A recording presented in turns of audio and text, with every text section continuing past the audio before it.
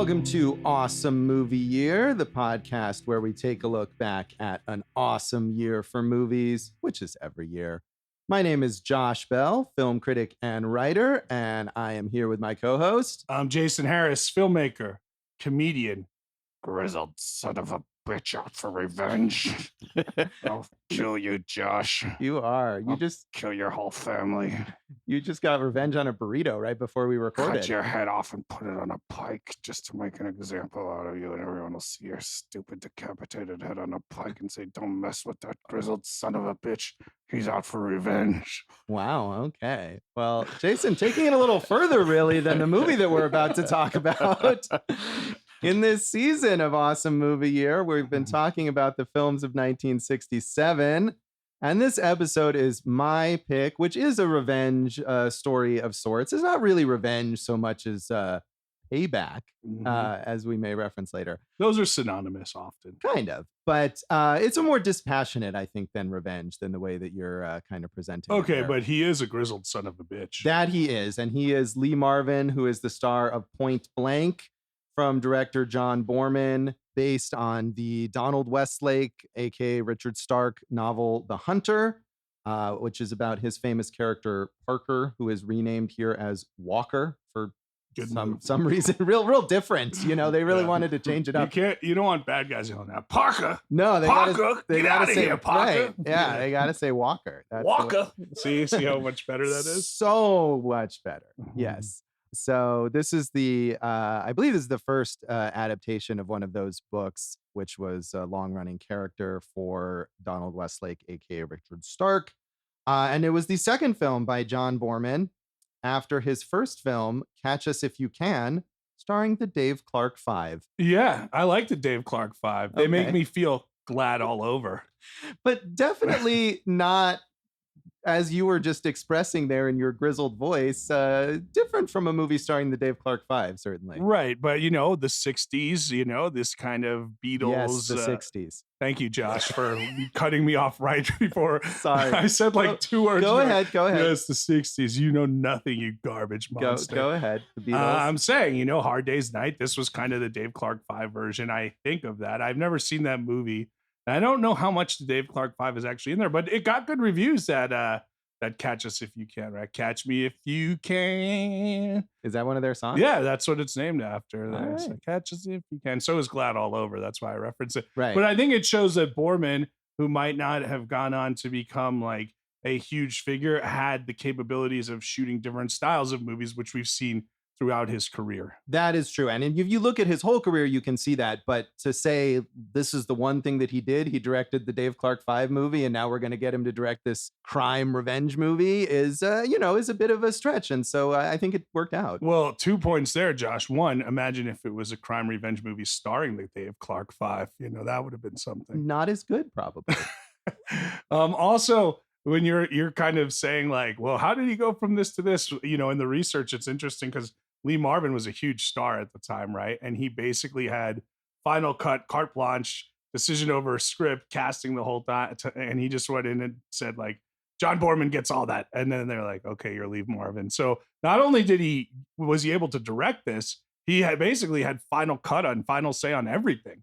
Right. And because of his friendship with Lee Marvin, his association with Lee Marvin is why he's brought in the first place and why he gets that. So, and I think, to me at least, obviously, I think this movie is great. That's why I picked it. That all paid off, that whatever risk they took and whatever risk Lee Marvin took on saying this Dave Clark Five guy should be in charge, it worked out.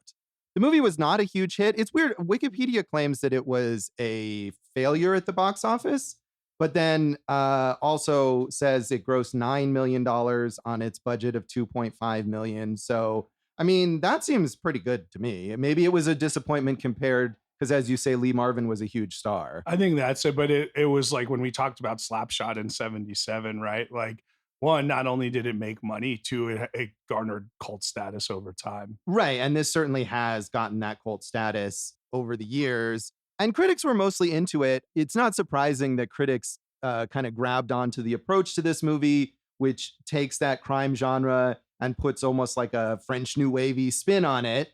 So they were mostly positive. Roger Ebert had a more straightforward take on it. He said, The idea is the organization has taken Lee Marvin's $93,000 away from him and he wants it back. I want my money back, he snarls about 14 times during Point Blank. If they'd forked it over, there wouldn't have been a movie. And as suspense thrillers go, Point Blank is pretty good.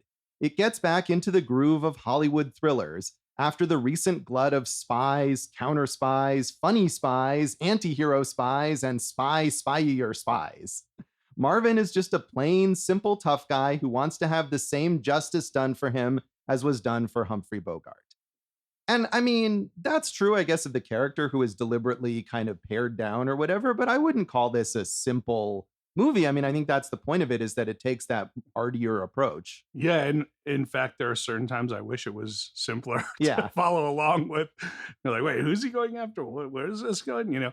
But the thing is that I found interesting in that is like Ebert's like, well, finally we're back to normal, a straight up, hard boiled thriller, as opposed to all this spy, blah, blah. And now it's like every movie is, way more spy and superhero centric. And like something like this would be the outlier. Right. Well, that's true. Yeah. This would be a movie that wouldn't get a big theatrical release. Maybe it would be, those meat and potatoes kind of thriller action things end up on streaming services rather than as major studio releases. Tinker, Tailor, Soldier, Lee Marvin.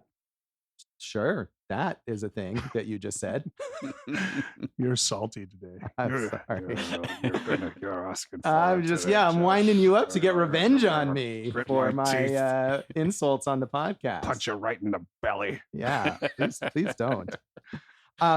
So other critics grabbed on more to the artier aspects of this movie. Andrew Saris in The Village Voice said, Point Blank begins more pretentiously than any picture I've seen this year, but I wound up liking it just the same. Boorman seems to have completely digested the films of Alain Resnais. He establishes a conventional dishonor among thieves plot as if he were directing an Alain Robbe-Grillet script entitled Last Year at Alcatraz. Even with all the stylistic pyrotechnics that enable modern directors to tell stories backwards and sideways, the point of Point Blank never makes too much sense. But the forward momentum of Lee Marvin's mysterious vendetta against the skyscraper underworld manages to overcome Boorman's laborious exposition. Point Blank has a meaningfully modern look to it as Marvin demonstrates the adaptability of the actor to his architecture with much the same striking effect that Mastroianni achieves in demonstrating the alienation of the actor from his architecture in Antonioni's La Notte. And I wanted to get that all in there because I know, Jason, when we did our episode on Blow Up, you talked about having watched La Notte.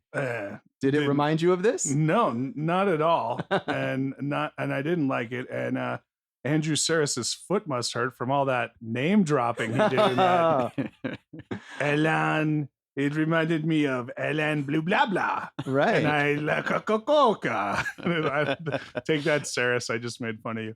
No, but I mean, like, who's that review for? Like 3 people in college or something? I mean, I think, as we've talked about, or at least as I've talked about a bunch in this season, this is how movie reviews were in 1967, and it's kind of awesome, I think. It is kind of awesome. Kind of awesome review year would be a much worse podcast.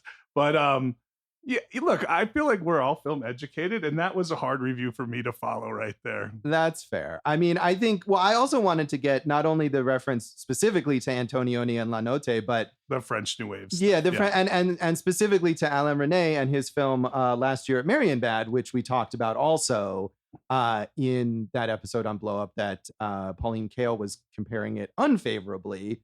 And that is a super pretentious film, which I don't care for, but I can see how the idea here is applying that sort of art house structure to this conventional thriller. But nothing happens in La Notte. That's the whole thing, is right. It's like it's an Antonioni movie where it's just like we're talking, we're philosophizing, we're deciding if we should stay together. And this, like, whatever flaws you might find in it, a lot of stuff happens in this one. That's true. And I think for me, that was what I liked about this movie versus, say, Blow Up, where Blow Up kind of hints at like there's a mystery or a crime story and then just it falls apart as soon as it starts, essentially. And this movie really follows through with maybe up until the very end with the crime story, but balances it with those artier touches. And I think that all works really well. Yeah. And also, can we just say Alain is such a lovelier way of saying it than we say here in America, Alan.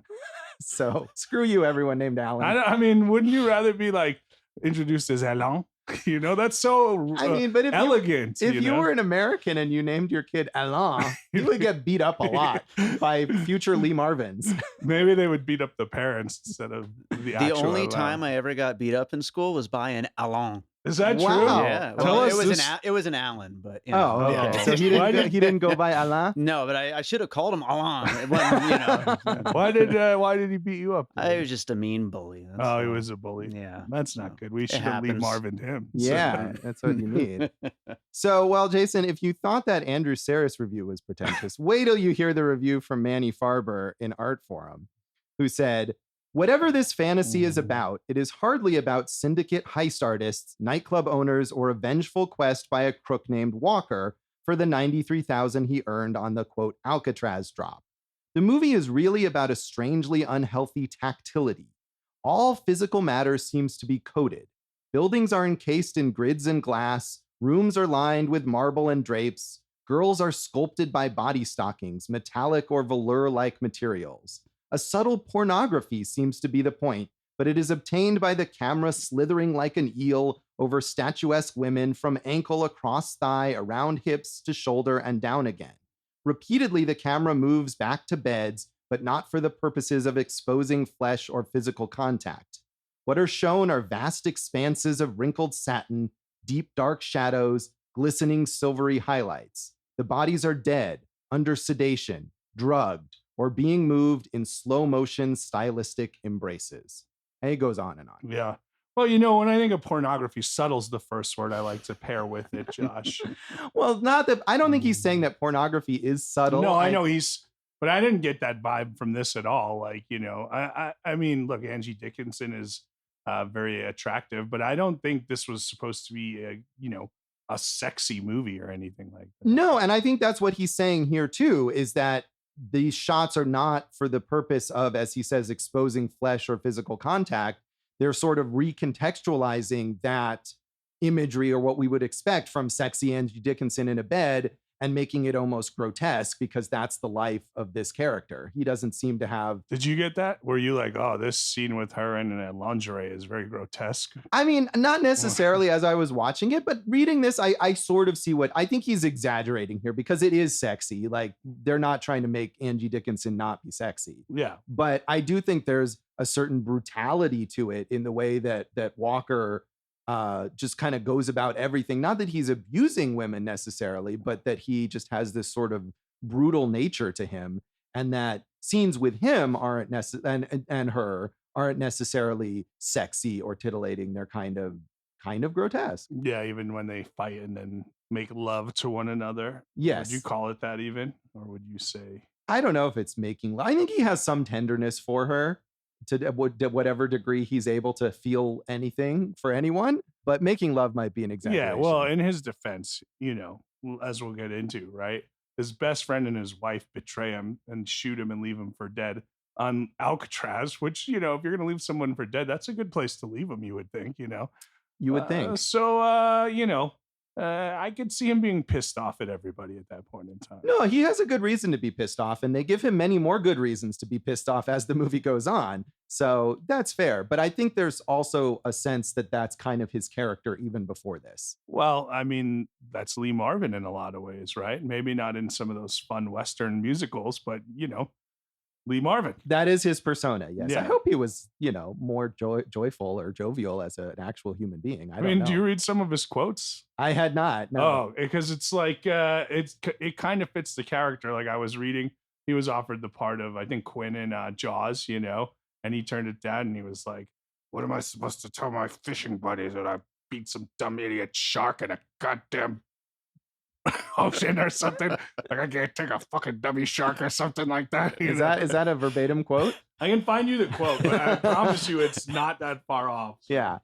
Well, so maybe there it's a perfect marriage of role and actor here. I do think Lee Marvin is great in this movie. Yeah, well, you should. It's your pick. You have to, Josh. I don't have to. Well, it would be weird if you picked it and you were like, "Hey, I picked it because I think this actor's so bad in this." Well, film. true. Although we had, was it last season, one of your picks that you were kind of lukewarm on, and Dave and I liked more. Yeah, so that was just all right. It could happen. Pick movies for various reasons. But no, I do think this movie is great, and I think Lee Marvin is great. And I mean, when I saw this movie for the first time, I was impressed and really enjoyed it. I mean, that was why I picked it. But I think I liked it even more watching it this time, that I kind of didn't entirely know what to expect the first time.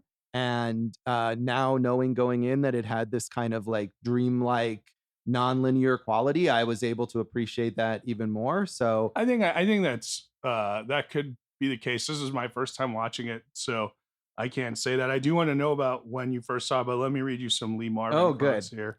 This is what he said about the movie business. You spend the first 40 years of your life trying to get in this business and the next 40 years trying to get out. And then when you're making the bread, who needs it?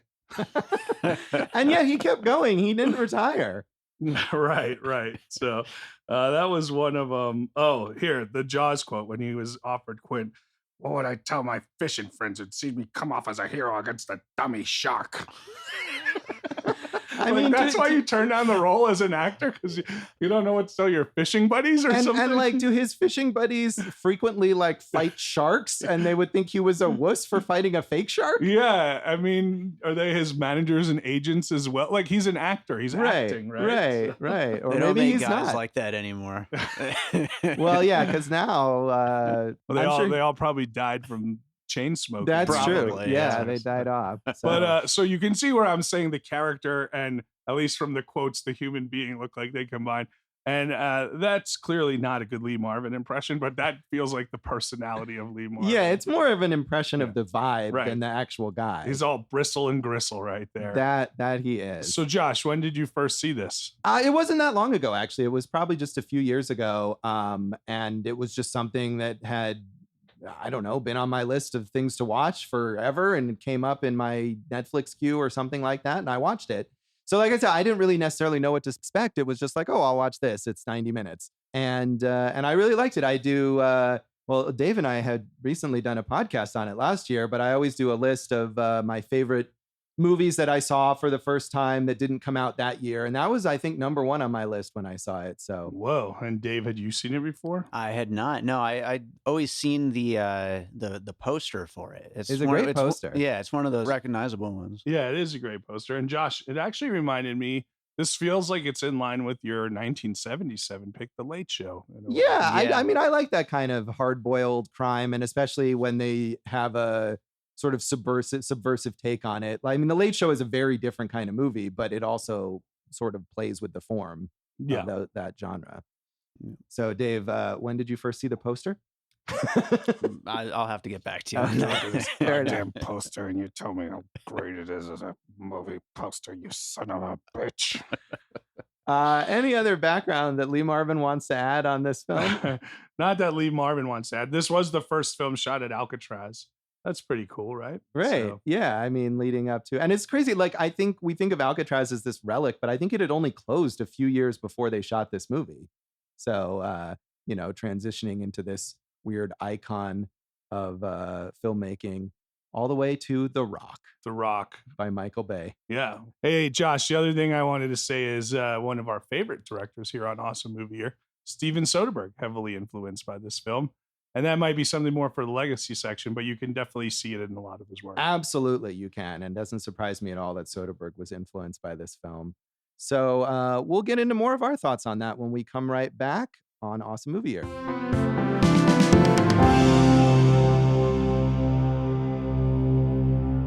Welcome back to Awesome Movie Year. In this season, we've been talking about the films of 1967, and this episode we are focusing on my pick, John Boorman's Point Blank. And it's my pick, but Jason, let me get your first impressions first. Did I pick a good one this time? I like it. I don't love it, but I kind of am interested in, not right now revisiting it, but down the line revisiting it because it has garnered such a cult status. And you had said, like, going back and watching it again, being a little more aware of the plot, like, can help you enjoy other aspects. I did think the plot got murky at points, and I'm like, okay, why is he killing this guy, and how did that relate to that? And we see a lot of movies like that, but I think it gets a little, tough to follow at times. But overall, it's just a fun, breezy, hard boiled, revenge flick. I'm sorry that I keep using the word revenge, but payback. And I like the setting. There's some really cool set pieces, like when he takes this guy Stegman, who's like a real dirty, greasy, he's part of the syndicate, but he also sells used cars. And he's like, why don't you drive the car, Pally? See how you like it, and they take him out to like the ravine, right? And he just like sees like one cement pillar and another cement pillar, and he just backs, like rams one side and the other. You're ruining my car. What am I gonna do with this? Right? And that's how he gets information out of him, and he just leaves. That was a really great set piece. Yeah, that's a great scene. Watching it again, I just thought about how great that scene is. And that character is so greasy, as you say, and just so unctuous. And I mean, on both sides, like he's one of those guys he's like a total suck up to all of his bosses because he's obviously way low on the totem pole, but he's also a complete screw up. And it's a great combo of that. Yeah, it kind of reminded me of that guy in The Late Show again, the guy who had like all the businesses and was like on the periphery with Lily Tomlin, but knew, all the people that, Art Carney had to go see to solve the case. Right. So that's why I think there are a lot of fun sort of underworld characters in this movie. And I guess maybe it comes from having seen it before, but I really didn't find the plot that hard to follow this time, because once you establish the idea here, which is that Lee Marvin's partner, Mal Reese, has screwed him out of the money that they stole from the organization or the syndicate or whatever you want to call it.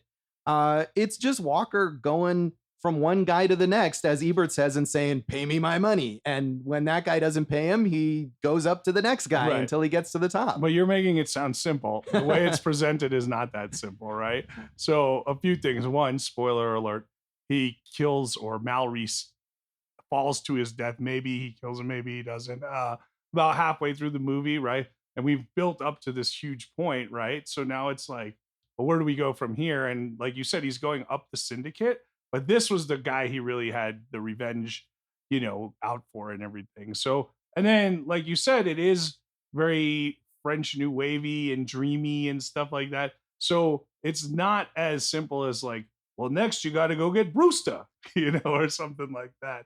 It's a little more, and a lot of those bad guys at that point, they don't have characteristics, right? They're just the next guy up the chain. So there's some figuring it out to do. There is. Well, I think that's the thing, is that the plot, if you just lay it out, is fairly straightforward, but the way it's presented with some of these nonlinear elements and flashes from forward and backward from different scenes makes it obscures it a little bit. And I mean, to me, that's what makes this movie fascinating, and what makes it more than just a hard-boiled thriller, which could still be very enjoyable, and I think would be if they re-edited this movie and put it in a straightforward manner. It probably still would have been entertaining, but just not as it goes to another level, I think, with the way they Are you approach surprised that like Steven Soderbergh wasn't like, hey, I had 2 hours before a dentist appointment, so I recut Point Blank just for my own edification? So. And maybe, although I feel like Soderbergh, I mean, again, this might be the influence, but if you watch something like The Limey,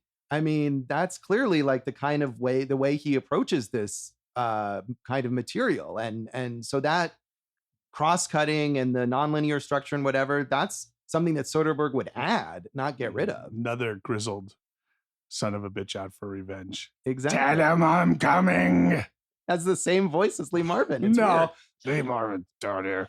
Terrence Stamps up here. All right.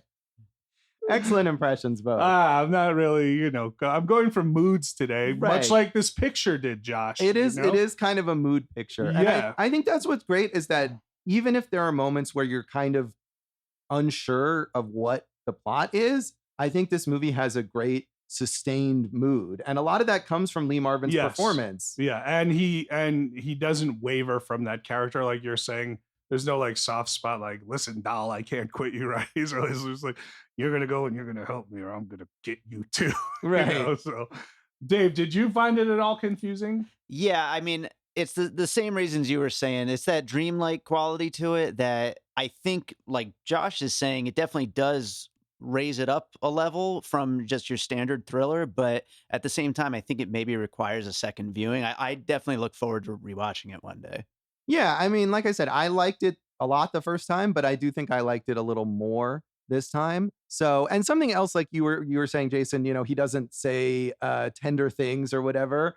I mean, a lot of his performance is just staring, is just kind of sitting and not saying things. It's funny that you bring that up because there's that scene with like his ex-wife who had sold him out, right? And did you read this when you were Yeah. doing your research? And in the original script, it's like him asking her questions of like, what happened? Who do I go to? How do I find Mal Reese? And I need to kill him. But the way they did it was when they rehearsed it, it was just Lee Marvin like icy glaring her down, and Boorman was like, "Yeah, that's better." And then so in the movie, he shoots up her bedroom thinking that Mal Reese will be there, and he's not. And then she's in such a heightened state, and he's just like icing her with his eyes, and she has no choice but to reveal each next thing, each next point of information. Yeah, that's another great scene. And I think you were saying that these characters that he goes after, we don't necessarily know that much about them as characters, but I think they're all distinctive people. And even if we don't get lots of backstory about who all of these people are, I think the actors bring a lot to give them personality, whether it's the ex-wife or Angie Dickinson, who is his sister-in-law that he eventually. Well, those we kind of know. But even right? like Carroll O'Connor, who I think is so entertaining as Brewster, I think further up the totem pole guy, Yeah. you get a sense of him. He has this kind of breezy, like he doesn't take Walker seriously. And, just the way that he's this businessman, or he's convinced himself that he's a businessman, even though he's running this criminal organization. He's the best of the bunch, Carroll O'Connor, of that kind of Brewster, and then even Mal Reese and all the, and Carroll O'Connor definitely pops on the screen there. Yeah, he does. And there's some in the middle there. Carter, I think, is right. one that like, he's got to is get. he like a greasy politician? I Yeah, mean, he's got the office in a high-rise building, and Yeah. he's not as distinctive, but yeah, and the hitman. right, the hitman, who I felt like, I mean, that first scene, he doesn't have any dialogue. He's just shooting from far away with his sniper rifle. But then when he comes back, and he's also like, in a way, he's a similar character, because he's like, I did a job and you owe me money. And Carroll O'Connor is telling him that you killed the person who owes you money, But I feel like we got that personality because he's in contrast to Walker. He's not going to go on a rampage like Walker is. Well, Josh, now Walker is always a step ahead because the syndicate, right? They're always trying to, the organization here, they're always trying to like, do a murder on him before he does a murder on them. Yes. But like they have like 20 guys in each situation. And Walker, I mean, maybe we need a sequel where he just becomes a chess master because he's thinking 6-8 moves ahead on everything, and he knows where each person's going to be and how to usurp them and get past them. So some of that, I mean, it's super fun. Like in that scene where you talked about, where we first see the hitman and he ends up killing his own guys, right? Like that's a good one. But some of them, like even to get into like Mal Reese's building, you're like, this is a bit of a stretch, I mean, he makes a plan, and we see how he makes a plan. He's driving around with Angie Dickinson and asking her, what is that building? And I feel like some of it is luck too. He creates a distraction across the street by invading an apartment of what to me I think was a gay couple. I thought that was an interesting approach. I thought that too. I was happy to see that. Yeah, and they don't make a big deal out of it. But so he invades that apartment and he gets the cops to come, so it distracts the guards, and so he can walk into Mal Reese's apartment. But there's multiple scenes where he almost gets caught. And I think it wasn't meant to say like, oh, he planned this so perfectly that he almost got caught, but he didn't. No, he almost got caught, and he could have screwed up, but he was lucky to get there. And there's a scene where he's in the elevator and it opens and the guys are standing right outside. And you can see, I think, on Lee Marvin's face, the look of, oh shit. And he gets away, but he might not have. So I don't think it's too much. Okay. Well, I'm offering a divergent point of view here. That Josh. you are. That's fair. What about my favorite theory that I read on this movie was that the opening scene we see Mal Reese, shoot Walker, pretty much opening sequence.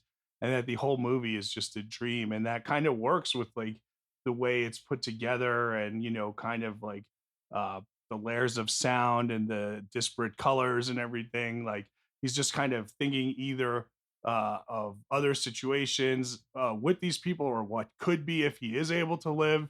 What do you think of that theory? Yeah, I mean, I watched that. I don't know that I had read about that before I saw this the first time, but definitely this time I remembered that and kind of had that in mind. And I mean, I think that's an interesting theory. I don't think you have to view the movie that way. I think the movie makes sense and works if it's all quote real. And of course, if we want to go meta with it, I mean, Parker appeared in 23 more novels, so obviously wasn't meant to be dead in the source material, at least. But yeah, I think you can view it that way. And there's certainly not only just the dreamlike quality of the editing and the sound design, as you mentioned, which is so good in this movie.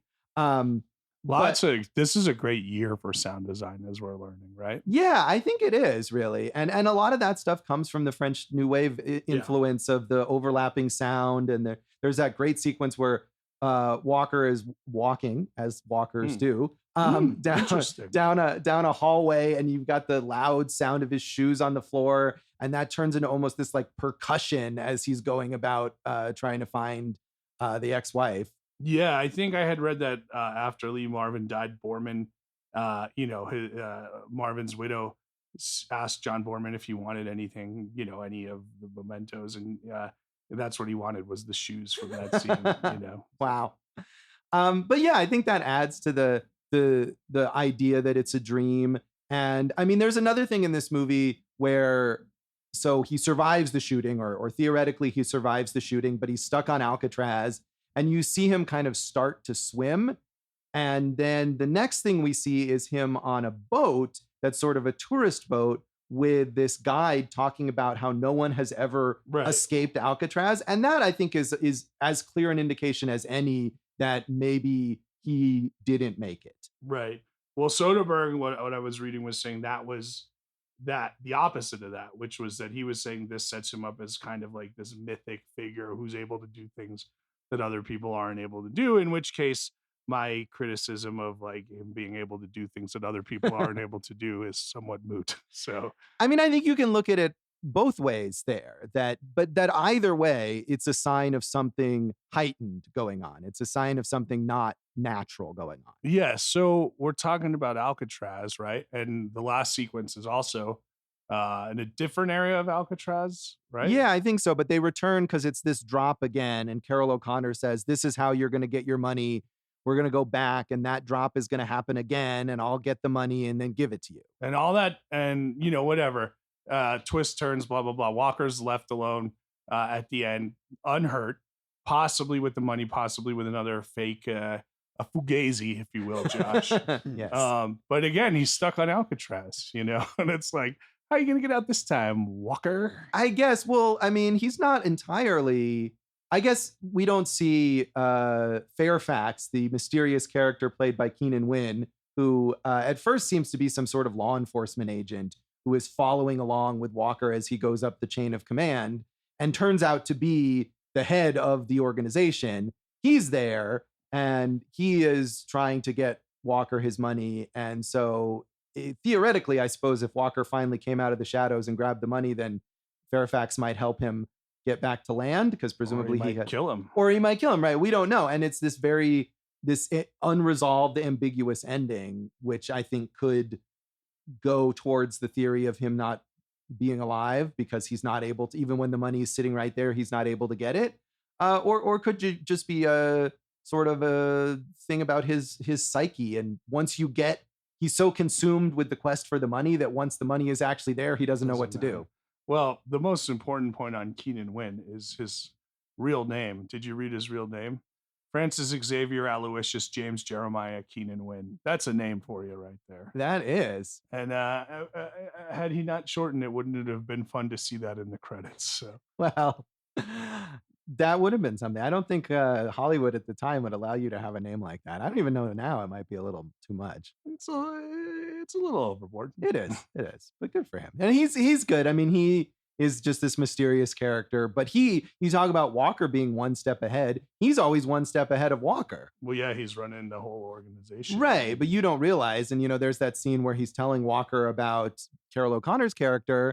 And he says, oh, yeah, he's out of town, but he's going to come home. And he lives in this house that's kind of a safe house. And Walker's like, where's the house? And it's like, we're there right now. It's where we're standing. Yeah. So that's impressive. Yeah. The only other scene that I really wanted to discuss was the nightclub scene, because there's a lot of energy and it really puts you in a time and a place, which I like in a movie, right? You feel like you could have been in that club, and a really good soul singer, like getting the audience like all involved. And so everyone's all jovial and joyous, and Walker's just like figuring out, how do I walk backstage and punch a dude in the face? And punch a dude in the nuts then later, too.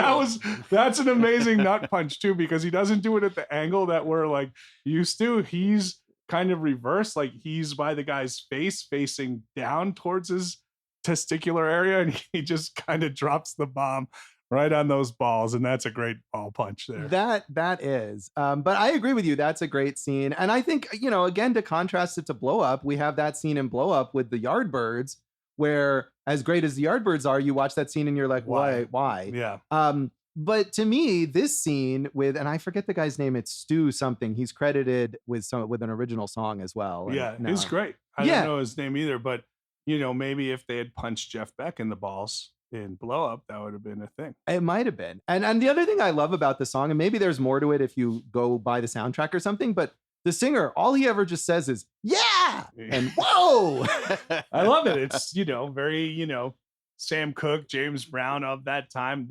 Obviously they had lyrics, but, there was that call and refrain style, where you're getting the audience to vibe with you and everything. I love that. No, I loved it too. And it's got some of this psychedelic imagery that we, always associate with this time period. Is there's kind of projections on the wall that eventually are projected onto Walker's face as he makes his way backstage. So just a visually striking scene. I mean, visually, this movie is, the sound design is great, but the visuals are great too. And just the color coordination, the sort of ugly yellows that Parker wears that go along with what his ex-wife is wearing.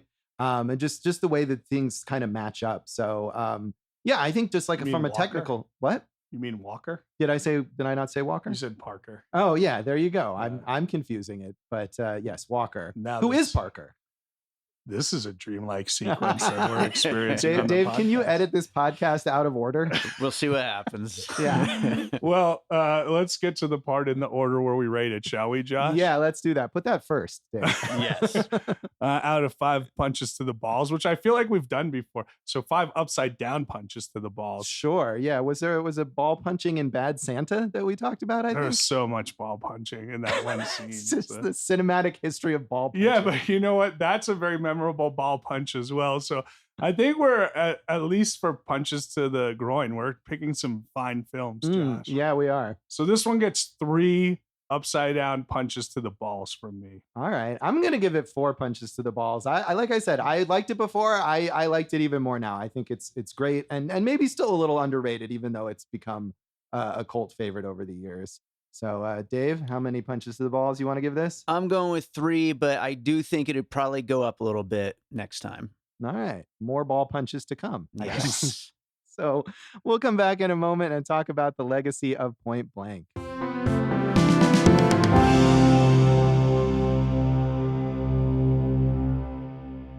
Welcome back to Awesome Movie Year. In this episode of our season on the films of 1967, we've been talking about my pick, which is John Boorman's Point Blank. And as we said, this was Boorman's second film after his Dave Clark 5 epic, Catch Us If You Can. And those 2 films presumably are very different. And as Jason mentioned, he went on to have a varied career in a lot of different genres. I mean, he was kind of a journeyman director, even though he directed a lot of notable movies. Not only this, Deliverance, certainly his most famous film, but also Excalibur, which is a big King Arthur epic, and the notorious Zardoz, starring Sean Connery, which could be our flop pick for whatever year that is. That's one of the most notorious failures ever. Well, also, was it in like 87, Hope and Glory? And I mean, the thing is, he wrote a lot of his movies too. Wrote, directed, produced.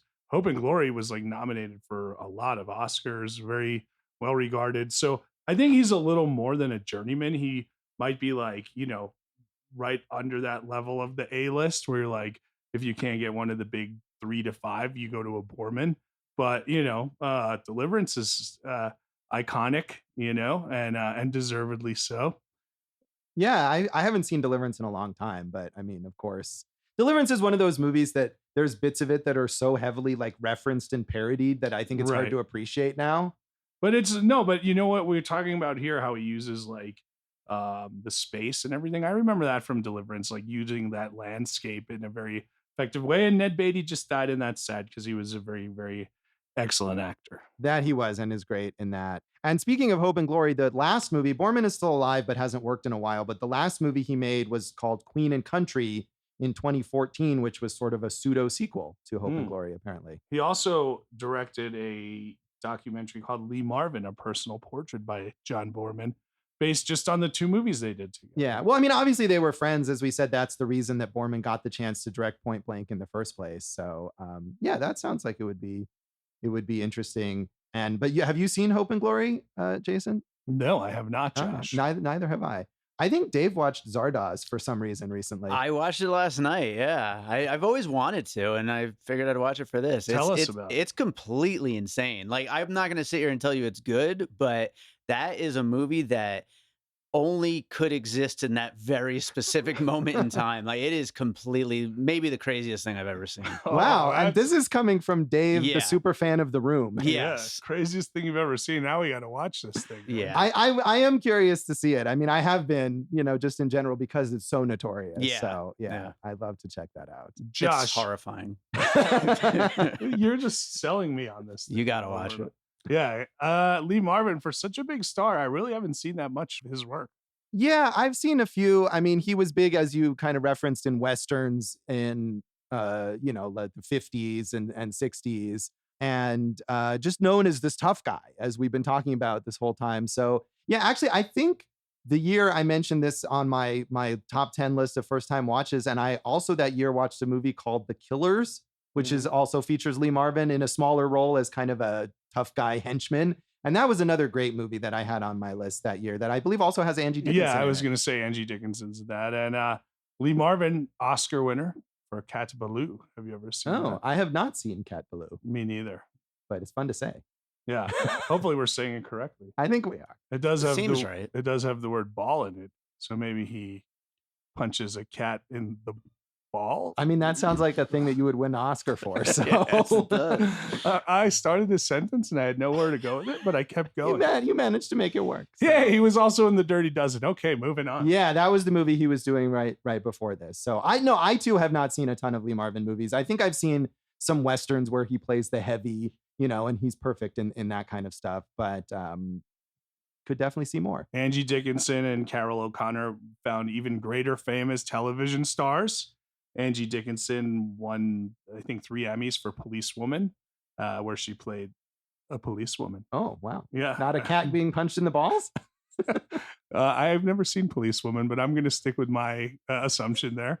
And Carroll O'Connor, of course, Archie Bunker, and All in the Family, most iconic, groundbreaking sitcom that there was in the 70s. Also, interestingly enough, he went on to star in The Heat of the Night, the TV series based on the film, which could be something that we just draw that suspense out cover in a future episode. Yeah. Coming up in this very all right season.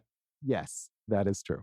And this novel, The Hunter by Donald Westlake, aka Richard Stark, as I said, is the first novel featuring his character named Parker, who is often renamed for whatever reason in movies, which, I mean, as you said, like, what's wrong with Parker is like a pretty solid. I'm guessing the reason that character is named Parker is because he was thinking, what is this kind of generic name that I can give to my tough guy character? Yeah. And yet they always seem to rename him in movies. I have a friend and she's got a little kid, is about, 6 years old.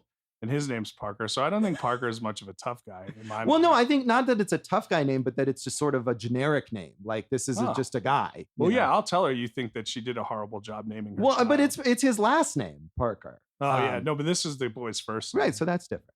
But So- maybe he was named after Lee Marvin. we could, well, who wasn't even named this? Right, but maybe she went and read the novels and loved them. Anyway, there were 24 Parker novels stretching from 1962 to 2008. It was basically, you know, one of the central figures of Donald Westlake's career. This particular novel was also adapted as the film Payback in 1999, written and directed by Brian Helgeland, starring Mel Gibson as Porter, not Parker. And Dave, I know, is a huge fan of that film. Oh yes, it was one of my favorites of like that era of movies, the end of the 90s into the early 2000s. Yeah. So much fun. Okay, so I liked it. I remember I saw it in the theater and I really liked it. And then Dave just sent me the director's cut DVD, and I was totally underwhelmed with the director's cut. Yeah. I really, I mean, I don't know. I'd have to watch the theatrical cut again to really kind of assert this, but I liked the theatrical cut when I saw it so much more than I like this director's cut. I mean, I remember seeing it in theaters and being sort of, it didn't really make a huge impression on me either way, but I know that director's cut exists because the studio took it away from Brian Helgeland and had reshoots done with a different director and all of that. Yeah, and normally I don't like that, but in this case, I seem to be siding with the Syndicate. All right, Dave, which version do you prefer? I do prefer the theatrical cut. So I mean, you're not totally off base there or anything like that, but it's just the original is so great. And so did your love of that movie kind of color how you responded to Point Blank? I want to say it probably did, because a lot of the beats, obviously the same book, a lot of the beats really are so similar. Like it is a clear remake in every sense of the word. Yeah. Hey, Josh, have you ever read any Donald Westlake books? I have not, but I would. Okay. I mean, it's the kind of stuff I do enjoy. I remember taking a class in college on crime fiction, and we didn't read any of these, but I could totally see that fitting What in. was the point of the class then? It was to read other crime fiction books and learn about them. Name one. Oh, shit. It was very memorable, obviously. No, I think we might have read some Ross McDonald or John D. McDonald, someone named McDonald. It was a good class. I might still have some of the books at home. Amherst for higher education. Yeah, it was actually an exchange class at Hampshire College. Which was, Hampshire. yeah. Oh, well, excuse me. Okay, I don't know what that means. So, Jason, I know you love the alternate casting. We don't have alternate casting for this movie, but did you look up who else has played the Parker character in other films? Oh, no, but I'd like to know, Josh. So, often renamed, as I say, but other films based on Parker novels. The next one, The Split in 1968, starring Jim Brown. So interesting, different kind of choice. Robert Duvall played the character in a movie called The Outfit in 1973. Peter Coyote played him in a movie called Slayground in 1983, Wow. which is a great title, and I think probably not the title of the novel. Peter Coyote has that voice of a grizzled guy who needs revenge. He does. And possibly the only movie that actually uses the character's name, Parker, from 2013, starring Jason Statham. Yeah, well, we like Jason Statham, and Robert Duvall's like the greatest actor who, he's of that level of Paul Newman to me. Did you see Parker, that movie? I didn't. I've seen a lot of lesser Jason Statham movies, but not that. But I think, we were talking about who is a modern Lee Marvin. I feel like Jason Statham is kind of a modern Lee Marvin. Yeah, that's true. I like that pick there, Josh. So, yeah, I don't know if that's one of the better Statham thrillers, but I'd watch all of those. Honestly, like reading this last night, I thought, it would have been great to have a chance to do a Parker marathon. Ooh, awesome Westlake year. Sure, why not? So, Josh, I got to bring this up. Bruce Springsteen has a song called Point Blank, and one of the working theories is that it was based on this film with lyrics like, I was going to be your Romeo, you were going to be my Juliet. These days, you don't wait on Romeos, you wait on welfare checks, which, while the ex-wife was not waiting on welfare checks and neither was Chris, they were being paid off by the syndicate and living that type of life, Josh. So seems like a stretch, but I appreciate He that you has- got Springsteen in there. He has written songs based on movies before. Yeah. Has he ever commented on his feelings on this film? I don't think he has, but this would seem like it would go along and, something he would like. Yeah. Fair enough. And you mentioned Steven Soderbergh, obviously influenced by this, and I believe did a commentary on a DVD release of this as well. Yeah, I always think of Out of Sight because of the colors and the way that Boorman played with, like, this is the color of this scene. And, Soderbergh would sequence whole, geographical locations based in color schemes. Yeah. I mean, to me, that seems like a clear path from one to the other. So anything else on the legacy here you want to mention? Nah, I talked about Bruce Springsteen. I'm good. I got a little piece. All right. What do you got, Dave? Yeah. Well, while I was watching it, watching Lee Marvin, I thought a little bit of Lieutenant Frank Drebin from The Naked Gun. And it turns out David Zucker said his inspiration for Frank Drebin, Lee Marvin and Clint Eastwood. Wow. Yeah, I could see that. Yeah. Hey, Dave, did it remind you of any movie that you and I saw this year? What movie? Calendar year of 2021. What movie would that be? I'm drawing a blank The here. Bob Odenkirk movie the first movie. Nobody. Yeah. There you go. It kind of feels very much like this. Yeah, I movie. could totally see that story being one of these Parker stories. Yeah, I think you can talk about a lot of revenge type movies, even the John Wick movies. And I think the idea here of him being obsessed with obtaining something that Right. many of the characters feel like has little to no value Yes. is a big thing in movies like that. Much like this podcast. Yeah. So if someone steals this podcast, we're going to go on a rampage to get it back. We'll have to NFT it and sell it out. So Yeah. I don't know how to do that, guys. That's okay. It's not worth much. So that is Point Blank, and that is this episode of Awesome Movie Year. You can follow us on social media. you can. Hooray. I'm Jason Harris Comedy on Facebook and Instagram. J Harris Comedy on Twitter. Go for jason.com. Lee Marvin, go and kill that website already, would you? We're at awesomemovieyear.com. Awesome Movie Year on Facebook and Instagram. Awesome Movie Pod on Twitter. Thanks for all the feedback. We love everybody. Yeah, except that one person. You know who you are. Yeah, we don't have to say it. You know. You can find me at joshbellhateseverything.com, where I did once write something about Point Blank. At Josh Bell Hates Everything on Facebook, and at Signal Bleed on Twitter. And you can listen to our producer, David Rosen's awesome podcast, Piecing It Together. Check out Piecing It Together wherever you listen to podcasts, and follow us on social media at Piecing Pod. Hey, Josh, since we're plugging other podcasts, may I plug Please. my new other podcast, Josh? Oh, all right. Oh, thank you, Josh. Now, Josh, this doesn't take away my affinity from you, and it's got nothing to do with movies. It's a food podcast, everybody, called Food and Loathing. It's me and food writer Al Mancini, and we take you through the Las Vegas food scene in our own eyes. I've written about food for a long time, so has Al, and I think it's pretty cool. I hope you guys give it a listen. Let us know what you think. Movies and food, what more could you want? Yeah, they go together very well. I look forward to listening to it. Thanks. That's why I love you, buddy. And what do we have on our next episode, Jason? Josh, the next episode, we're doing the foreign film of 1967. You can't do the 60s and 1967. Did he make 3 movies in 1967? He did, right? yeah. Jean-Luc Godard, Weekend. So tune in next time for Weekend, and thanks for listening to Awesome Movie Year. Thank you for listening to Awesome Movie Year. Make sure to follow Awesome Movie Year on Facebook, at Awesome Movie Pod on Twitter, and at Awesome Movie Year on Instagram. And if you like the show, review us and rate us with 5 stars on Apple Podcasts.